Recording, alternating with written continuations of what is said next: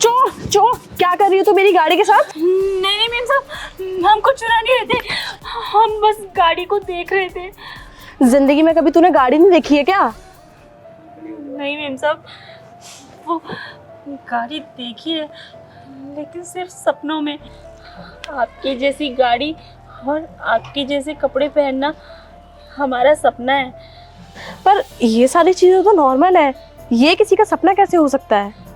नहीं मेम साहब, हम गरीब लोग हैं और हमारे लिए इतनी बड़ी गाड़ी में घूमना, आपके जैसे महंगे कपड़े पहनना, आपके जैसे बड़े घरों में रहना हमारा सपना है।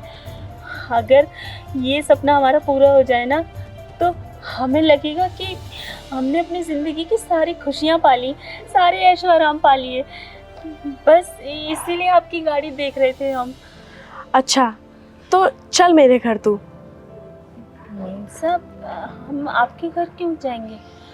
अगर तुझे मेरी जैसी जिंदगी जीनी है तो स्टार्टिंग तो मेरे घर से ही होगी ना। बड़े घर में रहना, आलीशान गाड़ियों में घूमना और मेरे जैसे कपड़े पहनना।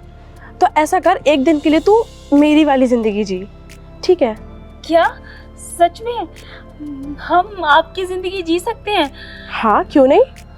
अगर ऐसा हुआ तो हम अपने आप को बहुत खुशनसीब समझेंगे मेम साहब। तो ठीक है, फिर चलो मेरे घर। ठीक है।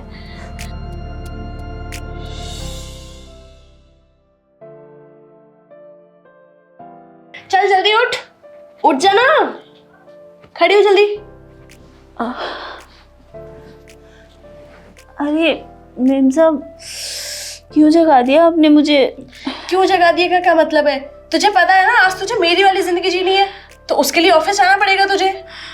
मेम साहब, कल से चली जाऊंगी ना ऑफिस, आज बहुत अच्छी नींद आ रही है मुझे। नहीं नहीं, कल वल से नहीं, आज जाना है ऑफिस। चल जल्दी खड़ी होकर तैयार हो, जा। ठीक है।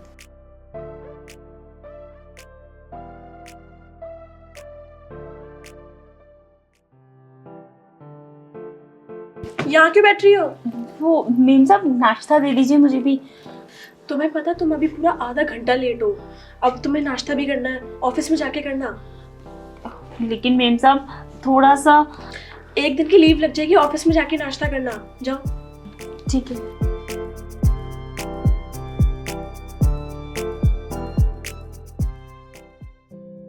तू इतनी जल्दी क्यों आ गई? मेम साहब, ये सब कुछ करना मेरे बस की बात नहीं है। क्यों, क्या हुआ?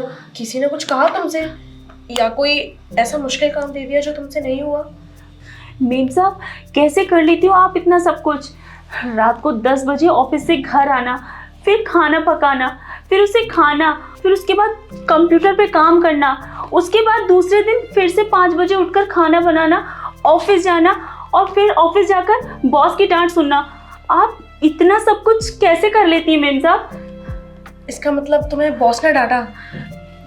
मेम साहब, आज मैं आपकी जगह थी इसलिए मैंने किसी से कुछ भी नहीं कहा। अगर मैं सड़क पर होती ना और मुझे किसी ने एक शब्द भी बोला होता तो मैं ना उसके चांटा लगाती। अच्छा, फिर क्या हुआ?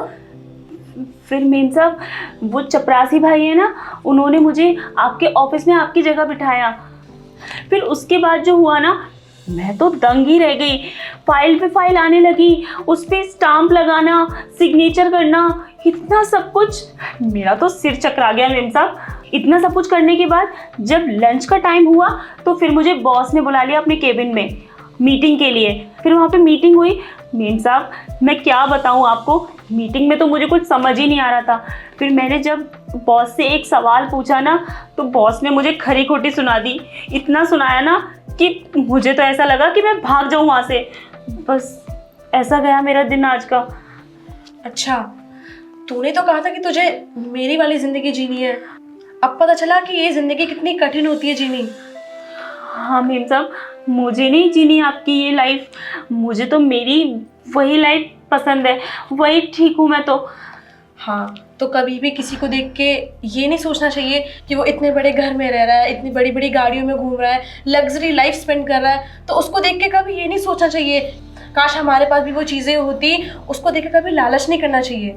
भगवान ने जिसको जितना दिया है उसमें हमें खुश रहना चाहिए। हाँ मेम साहब, आप बिल्कुल सही कह रही हो।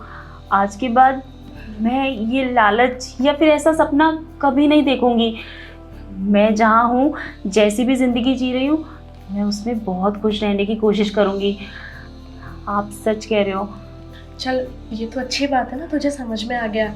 एक काम कर, तू अपना कपड़े वगैरह चेंज कर ले, मैंने खाना बना दिया है, साथ में बैठ के खाना खाते हैं। ठीक है मेम साहब।